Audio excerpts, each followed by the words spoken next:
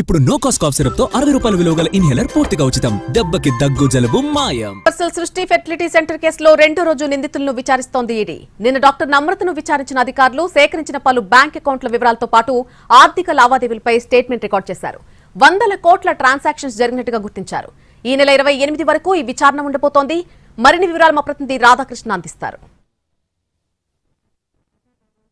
Fertility కేసులో ED దర్యాప్తు వేగవంతం చేసింది. ఇప్పటికే కోర్టు అనుమతితో చెంచల్గూడ మహిళా జైల్లో ఉన్న ప్రధాన నిందితురాలు నమ్రతను నిన్న దాదాపు ఉదయం 11 గంటల నుండి సాయంత్రం 5 గంటల వరకు కూడా విచారించడం చేసింది. ఇందులో ఈ కేసుకు సంబంధించిన దాంట్లో ప్రధానంగా యూనివర్సల్ ఫర్టిలిటీ సెంటర్ పేరుతోటి సృష్టికి సంబంధించిన డాక్టర్ నమ్రత మరొక కొంతమంది వైద్యులతో కలిసి ఎవరైతే పిల్లలు లేని దంపతులు ఉంటారో వాళ్ళకి సరోగసి పద్ధతి ద్వారా పిల్లలను ఇస్తామని చెప్పి వాళ్ళని నమ్మించి వాళ్ళ దగ్గర నుండి దాదాపు ఒక్కొక్కరి దగ్గర నుండి 30 నుంచి 40 లక్షల రూపాయలు వసూలు చేసింది.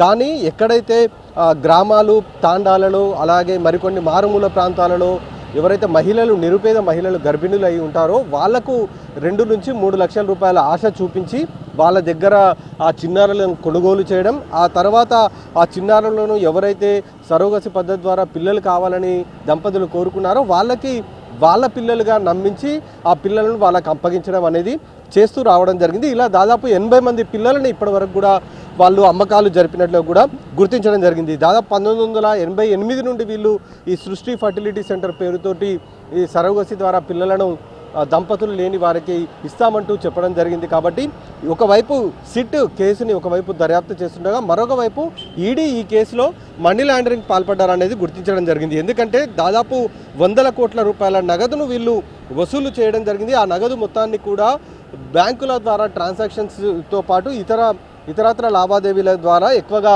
జరిపినట్లు కూడా గుర్తించడం జరిగింది ఈడీ.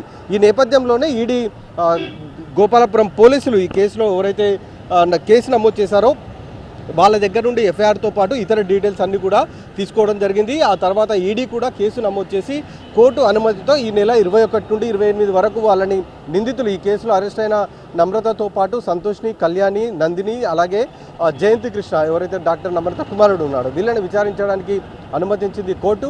ఈ నేపథ్యంలో 21వ తేదీన జైల్లో ఉన్న నిందితులకు నోటీసులు ఇచ్చింది. ఆ తర్వాత నిన్న నోటీసులు ఇచ్చిన తర్వాత నిన్న విచారణ అనేది ప్రారంభించడం జరిగింది. నిన్న కేవలం డాక్టర్ నమ్రతకు సంబంధించిన విచారణ ఒకటే పూర్తయింది. ఇవాళ మిగతా నిందితుల విచారణతో పాటుగా పురుషుల జైల్లో ఉన్న జయంతి కృష్ణ డాక్టర్ నమ్రత కుమారుడిని కూడా విచారించే అవకాశం అయితే కనబడుతుంది. ప్రధానంగా మనీ లాండరింగ్ వ్యవహారంపైనే ఈడీ మొత్తం కూడా ఈ విచారణలో దృష్టి సారించడం అనేది మనకు తెలుస్తుంది. కెమెరామెన్ ప్రభాకర్తో రాధాకృష్ణ, ఎన్టీవీ, హైదరాబాద్.